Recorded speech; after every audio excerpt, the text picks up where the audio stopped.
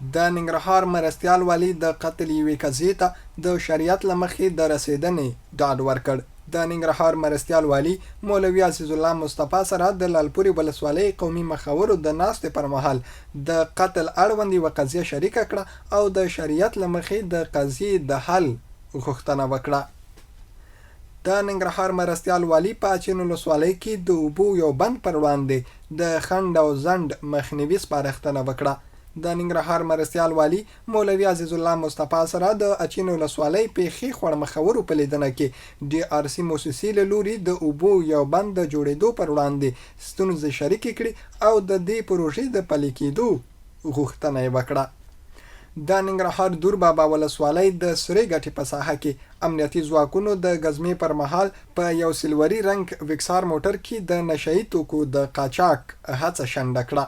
د ننګرهار امنیه قومندانۍ د خبرپاڼې له مخې په دې عملیاتو کې شاوخوا 11 کیلو او 900 ګرامه خالص افین کشف او ضبط شوي دي چې له یو مظنون سره یو ځای ترلاسه شوي. د لوګر ولایت د پوهنې ریاست مسؤلین وایي چې دغه ولایت د څرخ ولسوالۍ په نوشهر سیمه کې د 100,000 امریکایي ډالرو په لګښت د یو جومات او دیني مدرسې د بنسټ ډبره کېښودل شوه. د هلمند ولایت په مرکز لښکرګاه ښار کې د 3,000 امریکایي ډالرو په لګښت د شیدو د پروسس یو مرکز جوړ او پرانیستل شو. سرچینه باخبر اطلاعاتي اژانس ته ویلي چې د شیدو د پروسس دغه مرکز د سردار ګل محمد خان په صنعتي ښارګوټي کې د افغانستان لپاره د هایلند موسسې په مالی ملاتړ د 3,000 امریکایي ډالرو په لګښت جوړ او ګټې اخیستنې ته سپارل شوی.